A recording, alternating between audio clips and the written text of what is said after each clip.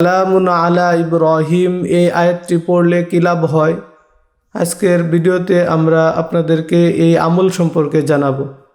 সম্মানিত দিনী ভাই বোনেরা, আমরা বিভিন্ন সময় বিভিন্ন আমলের কথা আপনাদেরকে বলি, তো আপনারা অবশ্যই এই আমলগুলা আমরা যে নিয়মে যে পদ্ধতিতে বলি ওইভাবেই আদায় করার চেষ্টা করবেন। আর আমলগুলা প্রতিফলন হওয়ার জন্য বিশেষ করে আপনাকে কয়েকটি বিষয় থেকে বেঁচে থাকতে হবে।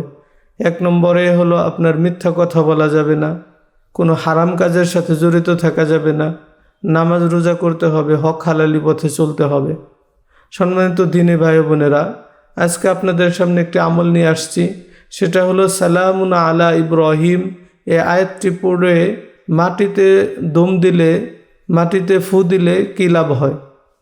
সম্মানিত দিনী ভাই বোনেরা, তো এই আমলটি কিভাবে আপনারা করবেন সে পদ্ধতি হলো, সর্বপ্রথম আপনারা পাক পবিত্র অবস্থায় ওযু করে এরকমভাবে আল্লাহ তাআলার কাছে দোয়া করবেন যে আল্লাহ, আমি যে উদ্দেশ্যে এই আয়াতটি আমল করতেছি, আয়াতটি পাঠ করতেছি, আপনি সেই উদ্দেশ্যকে পুরা করুন, আপনি উদ্দেশ্যকে বাস্তবায়ন করুন। এরকমভাবে নিয়ত করে আপনারা সর্বপ্রথম 3 বার ইস্তেগফার পাঠ করবেন। আস্তাগফিরুল্লাহ আস্তাগফিরুল্লাহ আস্তাগফিরুল্লাহ, এবং 3 বার দরুদ শরীফ পাঠ করবেন।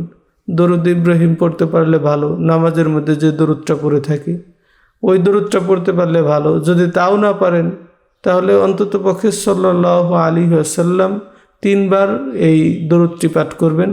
তারপর সালামুন আলা ইব্রাহিম এই আয়াতটি 7 বার পাঠ করে আপনি মাটিতে ফু দিবেন। আপনার হাতে যে মাটি থাকবে ওই মাটিতে ফু দিবেন।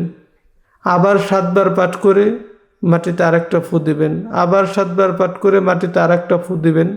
এভাবে 21 বার যখন আপনার পাঠ করা হয়ে যাবে, 3 বার আপনি ফু দেওয়াও শেষ হয়ে যাবে। তারপর আপনি যে উদ্দেশ্যে এই আমলটি করলেন সেই উদ্দেশ্যে আপনি এই মাটি ব্যবহার করবেন। আর বিশেষ করে একটি বড় ফজিলত হলো, যখন কোনো বাড়িতে আগুন লাগে, কোনো দোকানে আগুন লাগে বা কোনো এলাকার মধ্যে আগুন লাগে, এই মাটি যখন আপনি ওই আগুনের মধ্যে নিক্ষেপ করবেন, কোরআনে বর্ণিত এই আমলের উসিলায় আল্লাহ রাব্বুল আলামিন ওই আগুনকে নিভিয়ে দিবেন, ওই আগুন আর প্রজ্বলিত হবে না ইনশাল্লাহ।